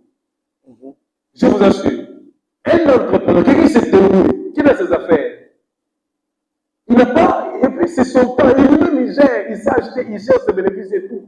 Je vous assure, une personne comme ça. Moi, j'ai déjà entendu un homme d'affaires dire, moi, j'en vis pas les banquiers, j'en vis pas ces gens-là, j'en vis pas les douaniers. Il dit, vous allez le matin pour le travail. Il y a même Robert Kiyosaki qui a dit, les gens qui font trop de longues études, il dit, regardez ces professeurs, comment ils sont pauvres. Regardez, ils sont pauvres, hein. Nous, les entrepreneurs, nous sommes riches. Par exemple, il y a Emma qui a témoigné, qui a partagé son expérience sur les poules. Il a dit qu'il pouvait atteindre entre 600 000 francs. 600 000 francs, si on prend sur le plan des salaires des fonctionnaires, 600 000 francs. Vous imaginez ça? 282 000 francs pour quelqu'un qui a de la fonction publique. 300 000. Mais Emma, avec ses poules, il a atteint un niveau, il faisait 600 000 les mois. Donc, s'il devait suivre sur le plan de cravate, ok, sur le plan des bureaux, il peut penser qu'il est moins que. Parce que c'est organisé. Et quand tu te présentes, tu dis, bon, moi je suis fonctionnaire. Et il a le matricule. Mais lui, ici, il dit à ces messieurs-là, c'est que lui gagne en un mois. Ces messieurs-là peuvent se dire, ah, apparemment, sur le plan de la forme, moi j'ai la parole de l'apparence, mais bien de l'avantage. Mais sur le plan pratique, c'est lui qui est là. Les études, je nous encourage dans ça. Mais parmi les côtés défaillants de ce domaine-là, c'est que le temps de la formation est très large. C'est très long. Et quand vous finissez également, ce n'est pas quand vous finissez que comme Moïse l'avait dit tout tantôt, et quand vous finissez, déjà c'est ouvert, il y a une chaise qui vous attend quelque part. Donc quand vous finissez seulement les études, vous commencez directement à travailler. Non, ce n'est pas le cas. Ce n'est pas le cas malheureusement dans notre pays. Si on voulait occuper une place au niveau de la fonction publique, s'il faut, moi j'avais essayé d'estimer l'âge moyen de ces messieurs qui sont là. L'âge moyen c'est dans la cinquantaine. Donc si tu veux avoir le travail, le temps qu'ils entrent vraiment, les jeunes commencent à s'intéresser à ce type de profession. Et si nous allons parler vraiment de l'innovation pratique, c'est plus par rapport à cette profession-là. Vous êtes ici, vous pensez au make-up. Ces services de make-up, de maquillage, c'est une profession secondaire. La photographie est une profession secondaire. Et ça, on peut vous vexer. C'est une profession secondaire. Où vous pouvez ici vous maximiser. Aujourd'hui, avec le graphisme, cette histoire d'info, avec les affiches et tout, c'est apparemment des choses. Si quelqu'un veut apprendre ça et qu'il a déjà, comme il a déjà son talent, il peut facilement apprendre des choses. À l'espace d'une semaine déjà, il peut essayer quelque chose. Quand vous regardez certaines affiches dans cette ville, hein, vous voyez seulement la forme et les fonds. Vous dites, ah, quelqu'un qui a fait une semaine qui est sérieux, à vous gagner le marché. Il peut gagner le marché dans cette église. Mais c'est une formation qui peut se donner en 2 semaines, en 1 mois. Et les ordinateurs, les téléphones, on en a. On a déjà toutes ces choses. Mais comme c'est une profession qui n'a pas de notoriété, nous on veut suivre des cravates, on veut suivre des chemises enfilées et des vestes. C'est ça en fait le piège. C'est ça en fait le piège. Mon objectif c'était vraiment de nous encourager à s'intéresser à ce type de profession-là. Parce que dans notre pays, même les entreprises dont on peut qualifier des professions principales commencent à faire appel à des personnes, entre guillemets, qui sont des entreprises de profession secondaire, pour venir donner certaines formations ou pour leur rendre un service. Une entreprise, par exemple, une entreprise, ils peuvent faire appel à un infographe. Il dit, bon, est-ce que vous pouvez signer un contrat, commencer à faire des affiches et tout. Ce qui fait ça, c'est quoi? C'est un secteur où, je vous assure, c'est presque l'océan bleu, comme Chankin l'appelle. C'est presque l'océan bleu. Quand vous y entrez dedans, il y a assez de la place. La concurrence n'est pas encore très élevée. Il y a encore assez de la place. Le parler, et il y a beaucoup d'autres choses que nous allons vraiment revenir là-dessus. Pouvoir remettre la parole à Moïse, comme on m'a dit que je pourrais continuer demain, mais je voudrais quand même soulever un aspect important sur le deuxième point par rapport aux avantages. Par rapport aux avantages de l'innovation, c'est que sur le plan des avantages, quand vous innovez, celui qui innove gagne en notoriété et devient la référence du marché. Quand tu es en mesure d'innover, innover, c'est le fait d'apporter quelque chose de nouveau. Tu apportes quelque chose de nouveau. Innover, ce n'est pas forcément créer. Mais innover, c'est reproduire ce que vous avez vu ailleurs, mais qui ne se trouve pas là où vous êtes. C'est également innover. Vous voyez ça? Alors, au lieu de se casser la tête, nous verrons ça demain quand on parlera pratiquement comment innover. Au lieu de se casser la tête sur chercher des idées, regarde seulement ce qui se fait ailleurs. Au lieu de voir sur TikTok les gens qui dansent inutilement, essayez de voir ce qui se fait ailleurs. Ce qui se fait dans d'autres pays. Les livraisons à domicile, c'est un besoin dans notre pays. Mais qui marchait, régal et autres, comme ils sont comme au début, bon, par rapport à la ville et autres, et surtout par rapport à la mentalité de notre pays, ils aiment plus se réserver par rapport aux livraisons à domicile. Mais vous pouvez réfléchir. Vous dites ailleurs, quand quelqu'un appelle et dit, bon, allô, je commande la pizza, déposez-moi la pizza, et tout. Tu peux te dire, bon, tu viens, tu traites avec une marché. Tu dis, bon, je vous garantis X, Y. Moi, je viens par rapport à la livraison à domicile. Des produits de tel niveau à tel niveau, moi, je commence à livrer, les gens peuvent appeler et les frais sont en temps. S'ils appellent chez moi, s'il y a perte de produits, je m'engage à rembourser. Et si l'un de mes agents fouillait avec le mot produit, je m'engage. C'est-à-dire, c'est quelque chose comme ça, et vous devenez là en train de faire des livraisons. J'ai aimé un monsieur qui a vu à Kinshasa des histoires des ordures et tout ça. Il a vendu ça un peu plus moderne, et comme il voit ça dans notre pays. Ailleurs, des histoires des ordures, des entreprises, c'est toute une entreprise qui prend soin de ça. Nous pouvons réfléchir. Innover, ce n'est pas de la magie. Vous voyez seulement ce qui s'est fait ailleurs, vous l'apportez chez vous. Qu'est-ce qui s'est fait ailleurs? J'apprécie vraiment ce qui commence à se faire chez nous depuis 2016 jusqu'en 2024. Ça fait pratiquement 4, 8 ans. Dans l'espace de 8 ans, le service qui ont gagné en terrain, en termes de profession secondaire, il y a parmi les services qui sont au top, il y a la photographie, il y a le graphisme, il y a le make-up. Je vous assure, les mariages, chaque année, il y en a toujours. Même si on prie dans les églises pour les célibats, il y a problème de célibat. Chaque année, chaque week-end, il y a des mariages. Ce qui fait que tous ceux qui se sont intéressés en matière de décoration, graphisme, photo et autres, vous verrez qu'ils ont gagné. Et j'ai vu les services, le prix le moins cher. Le moins cher, et ça c'est une histoire de famille en matière de make-up pour ce qui concerne le mariage, si on reprend en charge pour le tout. En famille, c'est pas moins de 100 $. En famille. Je te maquille, couturier, je te maquille. En famille, tu es venu tellement aux hommes à comprendre beauté. Hein? Ça casse 100 $. Casse 100 $. Autour d'aujourd'hui, c'est 285 000. 285. Et récemment, nous étions à une conférence avec Moïse, mon camarade d'étudiant, dans cette conférence académique. Il y a un monsieur qui a partagé son expérience. Il dit, l'histoire de make-up est un succès, mais il s'est renseigné que les outils de make-up à Kim coûtent moins cher qu'ici. Alors qu'est-ce qu'il fait? Comme lui, c'est un homme. Il dit, moi, je ne serai pas maquillé. Moi, j'achète seulement les outils là à Kim. Je les vends ici à un prix abordable. Ce qui fait que toutes ces filles qui font le make-up, ils connaissent ces fois-là. Ils vendent ça. Il dit, moi, un homme, mais je vends des histoires de base. Il sait que ces côtés-là, ça commence à gagner du terrain. Ça commence à gagner du terrain. Je suis en train de citer ces choses que nous voyons. Mais nous les voyons juste comme un maquillage. Vous ne pouvez pas imaginer que l'argent se trouve là. L'argent se trouve là. Je vous assure. Et de 2023, fin 2023, 2024, il y a un fonds qui est entré. C'est le masterclass.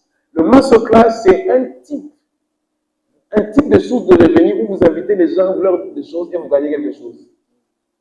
Il s'est dit, si on appelle ça formation, CAM, c'est tout ça, les gens sont habitués. Il fait juste un changement de nom, de dénomination. Nous verrons ça de même pragmatique. Comment tu peux faire? À tout cas, mon formation à Longoli, à une masterclass. Et il vous fait une bonne affiche. Il vous présente les séances. Il vous invite. Et les gens viennent. Et certainement parmi nous, il y en a ceux qui sont déjà partis. Bien sûr. Et en matière de ça, c'est encore vraiment dans une étape primaire. À Kinshasa, c'est déjà gagné le terrain. Pour nettoyer. Et puis, s'ils tombent malades, déjà, nous sommes soit azatés, il faut qu'on soit sous un malade naé, et tout ça, ça pèse pour l'entreprise. Est-ce que, et puis avec l'histoire de Covid, on commence à réduire le nombre des ouvriers ou des travailleurs par rapport à ce qu'on va dire. Tout qui dit ça, nombre d'ouvriers, tu es travailleur, mais le réseau est toujours là. Mais tout comment perdre? Et ils se sont dit, il y a des gens qui servent à quoi? Il y a des gens dans les entreprises, il y a une semaine. Est-ce qu'il faut signer un contrat, le payer chaque mois? Non. Et c'est là que les gens qui ont fait des études disent non, mais il y a un service, bien que dans notre pays, ce n'est pas encore très sûr. Mais il y a la sous-traitance. Et c'est là, la sous-traitance a pris de l'ampleur. Et aujourd'hui, vous voulez avoir tous ceux qui ont de l'emploi au niveau de qui marché, des régales, actuellement, la majeure partie, ils ont eu ce travail-là par sous-traitance. Et vous penserez peut-être pour se lancer la sous-traitance, il faut assurer rien. Au comique déposer les dossiers aux yeux aucun dans cyber, ça est saisi. Au foot, ils sont 1000 francs, sont combien? Donc on va réunir ma profession comme un réseau. Et aux yeux de français, le français, on doit révéler. Je vous assure, c'est comme d'ailleurs l'a dit, des talents. Nous connaissons pas français, on a, et ça, ça revenir ma casse. Surtout dans le domaine, on a pas français, on n'a aucune entreprise. Au bando, il y a français, on est belé. Moi, j'ai toutes les personnes que vous pouvez chercher. Des personnes de qualité fiable et de tout genre. Vous avez besoin de services de nettoyage, nous faisons des services de nettoyage avec des matériaux de qualité. Et je vous assure, nos personnels sont très sérieux. Ils ne peuvent pas toucher les choses qui vous concernent. D'ailleurs, nous-mêmes, différemment des autres, nous prenons en charge quand ils sont malades. Et lorsqu'ils sont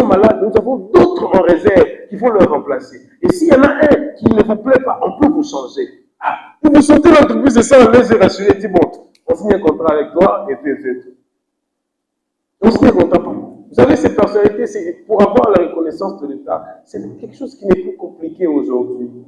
C'est plus compliqué. Je finis par ce témoignage d'un monsieur qui est informaticien. Il s'y connaît en matière d'informatique. Très souvent, il faisait comment? Il se connaît avec quelques DG et autres. S'ils ont un problème dans leur entreprise en matière informatique, il va venir, petit dans là, aux âmes, il y a un peu. Aïe, salut mon salam, tout ça là. Nathalie, moi $100, moins $200. Travailler dans Kumbo Nanga, il a pris quelques frais, il a payé à se rendre officiel, à l'au être une personne physique, à comme une personne morale. Il crée une entreprise. Une entreprise, il n'y a pas de bureau, il n'y a pas de ligne avec son téléphone et autres. Il crée, moi logo, moi Nini, moi Combo. Et quand le même PDG qui l'appelait pour le service l'appelle, il dit à Petit, c'est là que je vois, monsieur, on doit signer un contrat de partenariat parce que c'est maintenant une entreprise. Ah, Petit, on m'a dit, hein. Et vous savez quoi, il a quitté de $200 à $700. Parce que là, on ne traitait plus avec un individu, on traitait avec une autre entreprise. Vous imaginez ça? Ce qu'on va plus voir, il y a dans Congo. Ailleurs, il y a tellement de comment est-ce qu'on va tout dans la baboule, il faut qu'on lingala, n'a biso. Na Congo, ce qu'on dégonne, zopur. Maintenant, vous avez un indé de Baosa. Il y a un on est français, on est village là, il y a des dessins animés, ils ont sous l'action en français. Soit qu'en français, orientons dans ce domaine-là. Ce domaine, nous irons sur les plans pragmatiques, sur les exigences. Ce que ça demande. Parfois, ce n'est pas facile. Si vous demandez à monsieur qui a le côté en matière de photographie, vous dira que ce sont des services qui ne sont parfois pas faciles. Et si tu ne travailles pas sur le plan de l'organisation, il y a santé, quand tu es malade, toi-même, tu te débrouilles. C'est différemment de la profession principale. Mais on verra comment contourner ces difficultés-là. Voilà, je dis et je vous remercie. Cette conférence, c'est de nous amener à un point pratique, à être très pratique et en tout cas, écrivons des questions, réfléchissons. En tout cas, personnellement, je n'aimerais pas qu'après cette conférence, que vous remplissez vos calepins et puis tous les qui. Et vous savez, je pense qu'on va en parler. Nous serons ici chaque fin du mois pour réfléchir ensemble. Nous voulons vraiment créer quelque chose de nouveau. Moi, par exemple, depuis que j'étais tout jeune, je me disais, à 21 ans, je dois être millionnaire. À 22 ans, je me marie. À 23 ans, j'ai mon premier fils et l'équipe m'a beaucoup.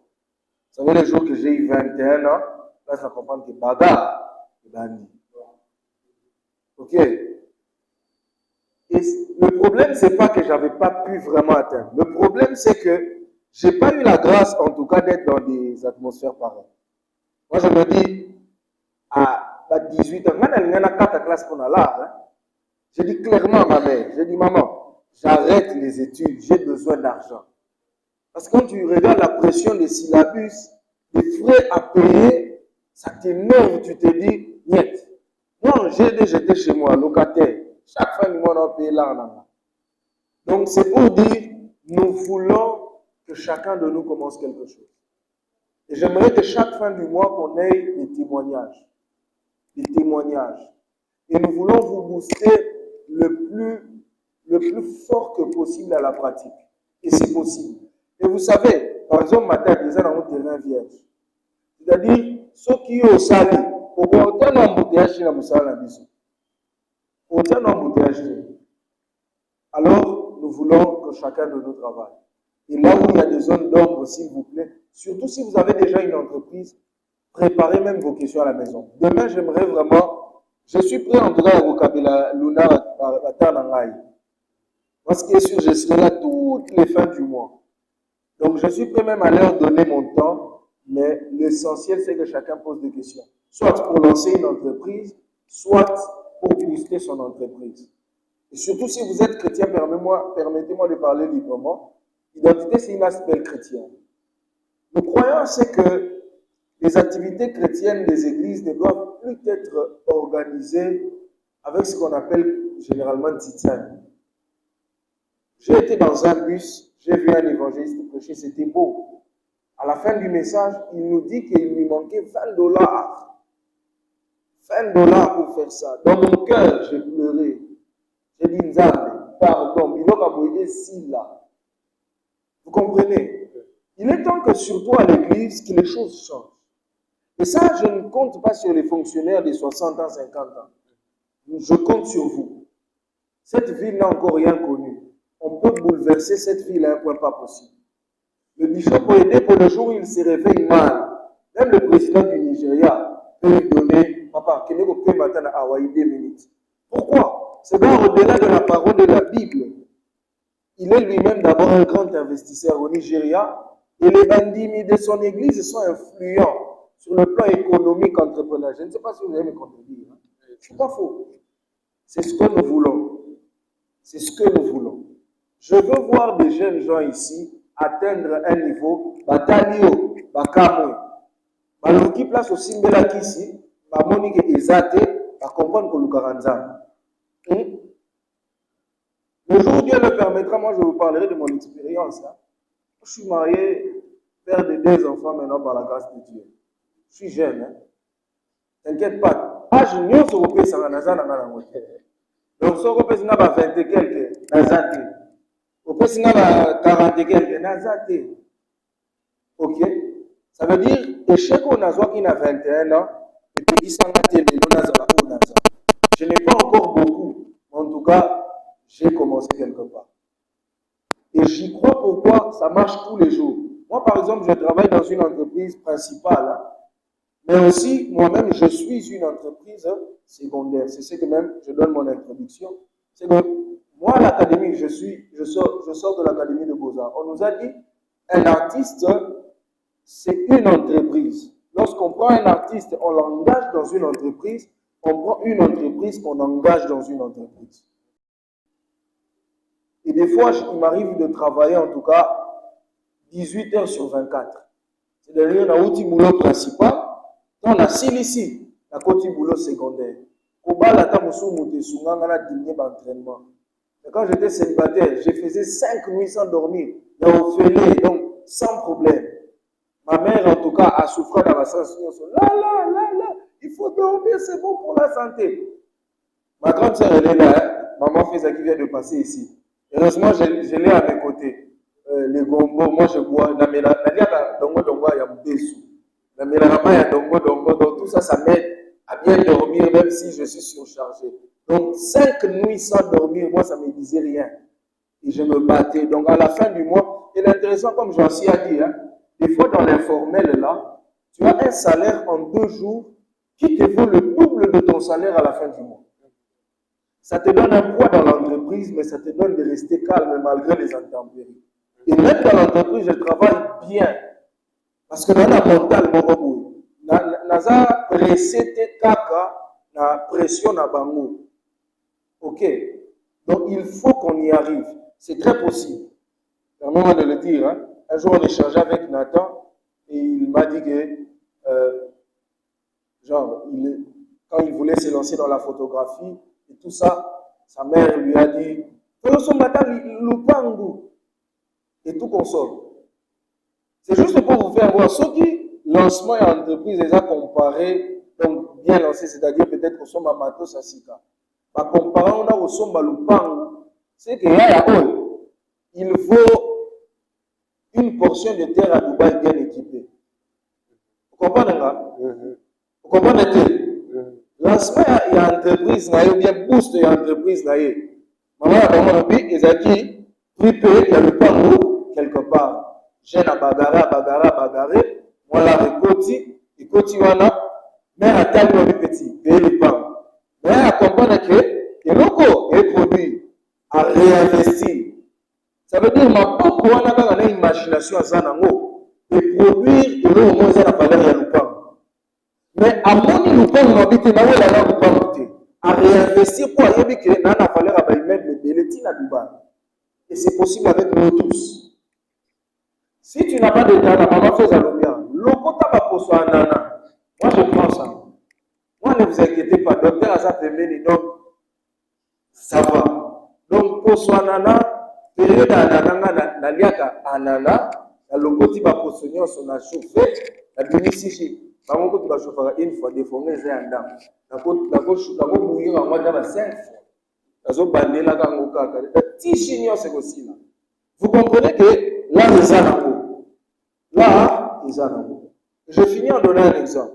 Un jour, on était avec un vieux, un grand frère biologique à moi. Il me dit des rêves. Ah, bah, vieux Moussou, la famille pour aborder, bah, vous avez pas si. On nous aborder, mais, on y a coudon, on me moka, bah, boye. Ah, maintenant, nous avons rêvé d'un jour, moi, qu'on a une famille, pendant la fan de Sabango, tout solo là. Même si, tout est au Kabango. Donc, on a dit, place marocaine de tout ça, tout ça, c'est ma réunion. Même si, tout est au Kabango. Donc, on s'est dit, à niveau de, parce que retrouver place marocaine, nous sommes de tout ça. Et donc, on ça, réunion famille, bali, maman. Au bien ici, bango, il improvise. Il faut signer le dossier là-bas. Vous allez tout là. Là, bonga, ba bureau, pourquoi? Réunion à famille, ils ont tout, la signature, il y a chef. Dieu soit béni. 2 ou 3 jours après, le vieux en question m'appelle. Azuna te na zana culte matinal dans l'académie de Beaux-Arts. Bah, tu vas voir fond za masala, mon gars, mon fils a bien. Abenga te pendant 2 heures du temps et les kakati. On a braille. Tu comprends ce qui moi source de revenus moi est bandit. Au prier peut bien. C'est ça. Au prier peut bien. Pour émigrer, au vidéo, au tel que chiffre. Moi, $20 et côté. Ah, bon, à transport, hein. C'est ça. Je finis le culte. C'est là maintenant mon vieux aussi. Je vois les appels en absence. Et le vieux là aussi m'appelle. Mais derrière, vieux oiseau, loucailleux et tout ce que je dis. J'ai vu les appels, mais je ne sais pas pourquoi. Vieux oiseau, fait tout loup. Et finalement, qu'est-ce qui se passe? Il m'appelle, il me prend. Il me dit, nous tournons oiseau comme tel dessiné. Et puis c'est, il y a Georges, comment est-ce qu'on a dit ça? Il y a moi. Bah, vous avez un peu, il a dessiné. Ils vont me faire un matin jour. Et puis, bon, je vais voir, j'arrive un peu à la maison. Bien en français, Matimo Dose.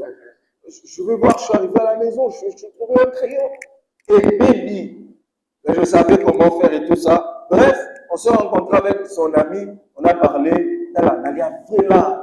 Nous sommes créés à 2 ans. Nous sommes 3 papiers. À l'époque, ils avaient 50 francs. Nous avons eu là, tout le monde a le côté de la chambre à faire dans la. Donc, on a parlé du peuple. On a dessiné là quelques papiers, on a tiré là, on a fait comme. Vous voyez comment avec 500 francs. 500 francs, il n'y a pas. Nous avons eu là le valeur. La petite tour, on a 4 à parler du peuple. C'est le premier jour que j'ai entendu. Ils sont raboyés. Nathalie, la Silici. On sort et puis on part même chez elle. Après, si on a Damas, ou on mange l'habitant. On voulait gagner un chiffre. Quand on a dit, moi j'ai c'est Razana là, on a gagné marché au niveau. C'est pour dire, battons-nous, c'est possible. Rendons-nous importants. Et permettez-moi, j'ai mon temps. Vous voulez retourner ma question? J'ai mon temps. Ah, voilà. Merci beaucoup. C'était un peu ça. Donc, pour nous dire, on veut, donc, s'il te plaît, Lodi, il y a rien à ma question. La vidéo sera disponible sur YouTube peut-être dans 2 ou 3 jours. Mais avec ce qu'on a écouté, écrivons nos questions. Écrivez-nous sur la page peut-être avant. Vous pouvez nous écrire par les différents numéros qui sont affichés sur les affiches et tout ça. Amenez vos questions, amenez quelqu'un qui pourra vous aider à mieux entreprendre. Échangeons ensemble, c'est ça l'objectif. Et puis après, tout ça la entreprise. Merci beaucoup.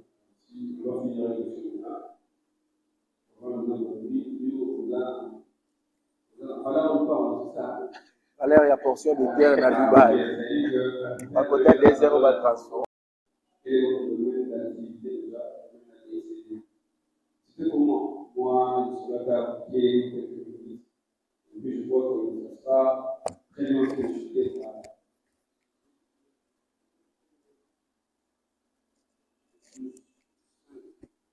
Bonsoir.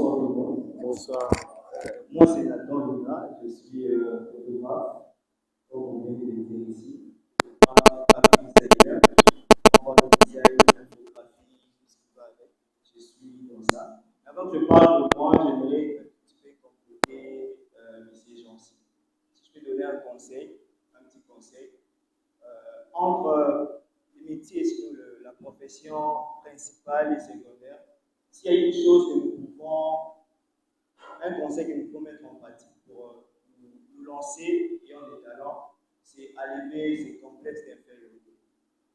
Très souvent, avec ces gens qui sont dans le métier principal, on s'est dit, c'est vrai, ils s'habillent bien, ils ont, comme ces gens vient de dire ici, des bureaux climatisés. Et toi, un simple photographe, quand tu pars dans des événements, généralement, tu n'as même pas de place. Les protocoles ne font même pas de place dans le photographe. Tu fais des cours, tu cours, tu vas, tu reviens. Et à un moment, ça peut te gêner, hein, tu te dis, ah, c'est pour ça qu'il est au caravane, on va photo, donc, vous qui êtes là, vous êtes ici dans la salle, allez vraiment ces complexes d'infériorité. J'ai aimé le frère qui a parlé avant, au début, le frère Emma, lui, je sais pas. Tu sens même quand il parlait, tu sentais qu'il y a la passion dedans. Il ne se gêne pas de dire qu'il ne faut pas la ressource. Le problème, ça peut être gênant. Il ne faut pas la ressource et tout ça. Mais pour lui, il ne se gêne pas de ça. Et l'argent qu'il gagne, on peut le dire ici, ça peut être même le triple d'un fonctionnaire. Et voyant en route, vous pouvez aider moi, Paul, le voit ici, mais pas trop la tête. Donc, aller vraiment ces complexes-là, c'est dire que non, là, non. Mais affrontez-vous et croyez aussi en vous. Alors, je pense que demain, on va largement parler de tout ça. Moi, je suis là-dedans, lui, en photographie. Je n'ai pas beaucoup d'expérience. Bon, si je peux résumer, voilà, si je peux résumer, moi, mon talent, j'ai découvert que j'avais un talent, c'était dans les moments de crise. C'est parmi les moments aussi qui permettent à ce que nous puissions relever les meilleurs de nous. Vous savez, quand tout va bien, on a comme l'impression que ça va toujours demeurer comme ça. On te donne tout à la maison, il y a à manger, à boire, je te dis, ah, ok, là, ça à la porte, ça va descendre. J'étais à Kinshasa, pendant que je voulais me présenter en 6e. J'ai essayé déjà dans un quartier, il y avait beaucoup de poules à Tchambou.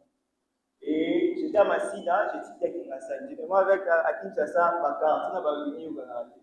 Dans Massina, par contre, à Kinshasa, par contre, à la Massina. Malheureusement pour moi, je devais aller payer le frais d'examen d'État en Calais à Anzela. Pour donner un mot nuance. Et pendant ce temps, j'étais seul à Kinshasa, les parents étaient ici à Matadi. Donc tout ce que je faisais à Kinshasa, les parents devaient toujours t'épauler et tout ça. Alors, je suis le vendredi, je devais aller payer, on m'a dit, Calais à Anzela, pour donner une sorte, et je devais présenter. C'est maintenant là, ces réflexes, là, je me suis dit, bon, je vais aller au monde à ça, là, parce qu'au début, la photographie, c'était vraiment pour faire, c'était pour du plaisir. Hein.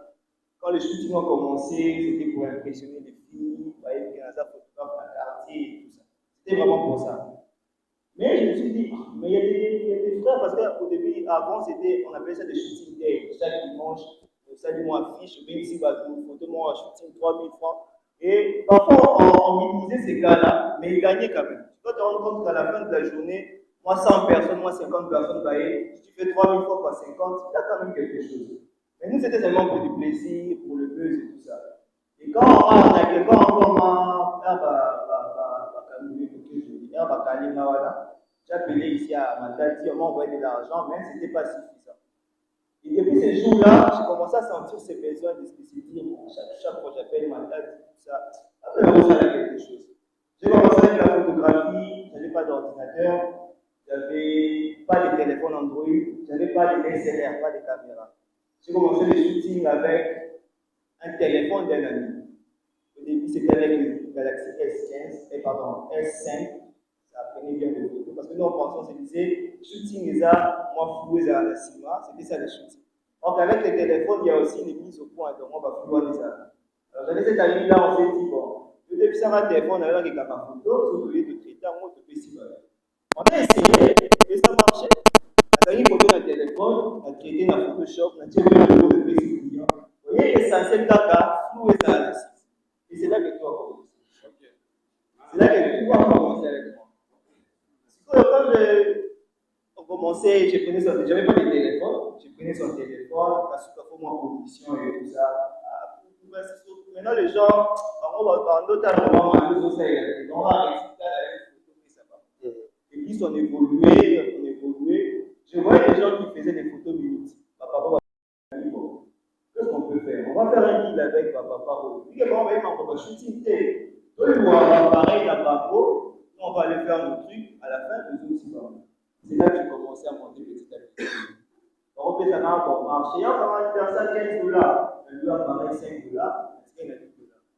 Là, on va une personne $20, elle doit apparaître $10, est-ce qu'elle a $10? Et c'est comme ça. Et comme au début, je n'avais pas assez d'argent, il fallait parfois sauter sur l'appareil pour 6 000 €. Je dis une fois, 6 500, ça va cailler. On était à l'école avec mon ami, on devait aller dans le côté quelque part. Et de louer appareil pour vous aider. On lui dit, c'est bon. Comme c'est des étudiants, c'est des élèves, pardon, notre école était non loin de chez lui, il avait un studio et tout. On m'a dit, bon, aussi, mais ça va, pareil, la vie, on a un sac, de bien pour les gars qui classe, c'est là, appareil, on a pris son appareil. Malheureusement, depuis qu'on va avoir un photo, on va peut-être la vie. Yes. C'est pas aussi les défis, hein. Quand vous voulez vous lancer, ça ne sera pas directement vous, c'est ce que les gens pensent parfois. On a dit quelqu'un a fait de la photographie, il a fait un peu de la voix par mot. Quand tu vois que le résultat n'est pas directement, tu abandonnes. Même tous ces gens.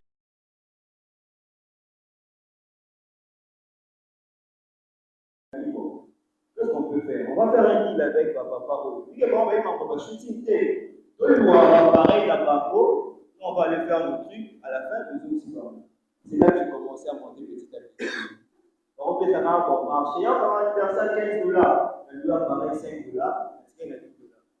Là, on va une personne $20, elle doit apparaître $10, est-ce qu'elle a $10? Et c'est comme ça. Et comme au début, je n'avais pas assez d'argent, il fallait parfois sauter sur l'appareil pour 6 000 €. Je dis une fois, 6 500, ça va cailler. On était à l'école avec mon ami, on devait aller dans le côté quelque part. Et de louer appareil pour vous aider. On lui dit, c'est bon. Comme c'est des étudiants, c'est des élèves, pardon, notre école était non loin de chez lui, il avait un studio et tout. On m'a dit, bon, aussi, mais ça va, pareil, la vie, on a un sac, de bien pour les gars qui est classe, c'est là, appareil, on a pris son appareil. Malheureusement, depuis qu'on va avoir un photo, on peut peut-être la vie. Yes. C'est pas aussi les défis, hein. Quand vous voulez vous lancer, ça ne sera pas directement vous, c'est ce que les gens pensent parfois. On a dit quelqu'un a fait de la photographie, il a fait un peu de la voix par mot. Quand tu vois que le résultat n'est pas directement, tu abandonnes. Même tous ces gens qui ont parlé avant moi, vous verrez que tout ce qu'ils ont commencé à faire, ce n'était pas un claquement de doigts ou de coups, vraiment, il y avait des sheets, il y avait des tout. Et c'était comme ça. Vous voyez quand on dit photo, on doit foutre ta vie, il faut foutre, on peut laisser la photo, on perd le temps. Vous avez expliqué confiance à une personne, et moi, je la fais, ça dit, il faut foutre. Et petit à petit, jusqu'à. Et malheureusement pour moi, je n'avais pas de gens pour m'encourager. Déjà, le découragement avait commencé à la maison. Un autre conseil encore, c'est bien de croire en Dieu, c'est aussi bien de croire aussi en soi. Si tu attends qu'on t'acclame, on peut ne pas t'acclamer. J'avais un grand frère de la Amérique qui disait, ah yo, il y a des cicatrices, on souka, photographe à photo minute. Parce qu'à l'époque, photographe, c'était, photographe, vous avez dit, quand il y a un mariage, ça a l'air à photographe, vous avez dit, c'est comme ça, avant c'était comme ça. Quand on a invité un photographe dans un mariage, ça a l'air à dire, vous avez dit, et à donner, il y a pas de souka, de ça la vidéo, comme ça, il y a des c'était ça. Et puis quand j'ai commencé, j'ai dit, non, on attend, au souka de photo, tout le monde, souvent c'était sur victoire, il y avait une victoire. C'était comme ça qu'il me disait. Moi, j'avais moi un jour, c'est un grand photographe. Je lui disais toujours comme ça. Il a aimé ma taille, et tout ça, Dieu a fait grâce, j'ai commencé à immerger petit à petit. Et dans ma salle, une fois, je suis rentré ici. Là, j'avais déjà quelques matins, je suis rentré ici avec mon équipe. On était invités pour un mariage. C'était vraiment un bon cachet. Et dans ce mariage-là, il y a mon grand frère qui était là. C'est lui qui avait dit au Koma, au Koma, ici, et les mariages, c'était, je crois que c'était dans un peu de monde, c'est pas un peu de monde, je pense. C'était là. Déjà fait pour moi, c'est quelque chose. Je pense.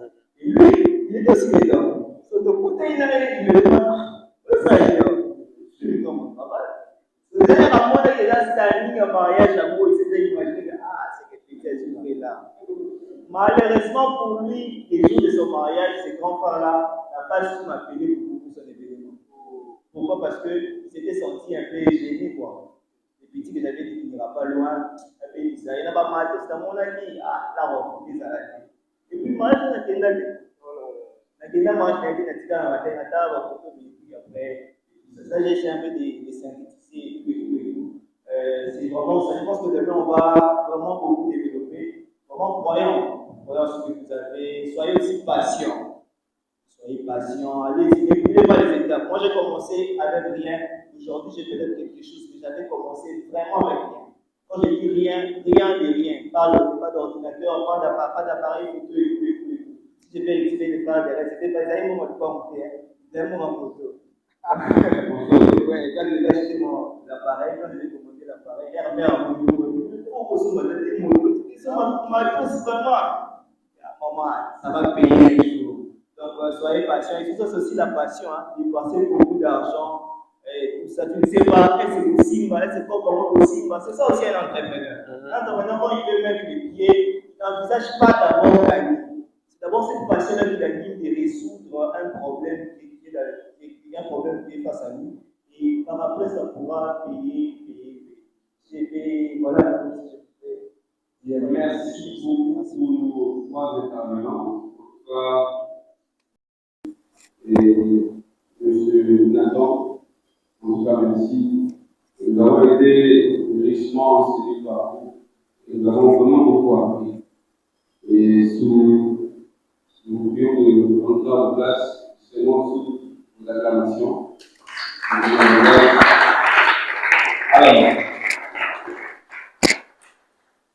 Alors, c'est ici que nous mettons fin à cette conférence. Et donc, la conférence qui a comme tête faire de son talent une entreprise et une source de revenus. Aujourd'hui, c'est le 29. La conférence se retrouve par ici. Donc, je le rappelle encore, nous avons trois magnifiques intervenants. Il y a Derek, il y a Nathan, mais aussi il y a moi, c'est le MC, le maître des cérémonies, Maurice Sassou. Vraiment, merci déjà pour votre patience, merci pour votre participation à cette conférence, parce que sans vous, sans votre présence, cette conférence a été vraiment pratiquement. Au début, on s'est posé, les jeunesse, c'est pas combien. Est-ce qu'il y a vraiment? Mais vous êtes quand même des choses déjà connues.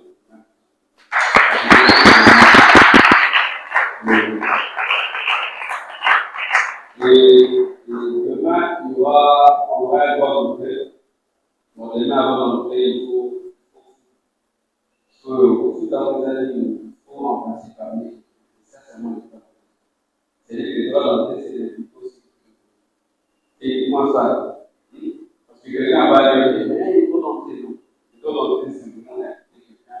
Si on voit arriver encore beaucoup de gens, beaucoup de monde à venir écouter la thématique, écouter la message qu'il y a, que nous intervenants auront à délivrer en tout cas demain. Et nous prions de répartir paisiblement sur vous, et d'être les seigneurs de l'Église. Donc, nous sommes pas la prière. Vous êtes d'accord? Vous êtes d'accord? Lèvons-nous. Merci.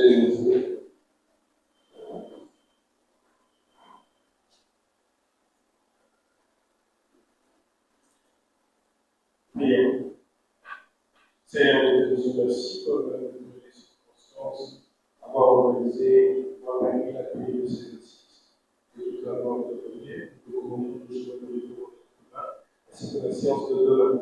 Dispose le temps pour la prière, l'écoute, la santé, la connexion avec le corps là et échanger. Si toi tu as réfléchi pour pouvoir créer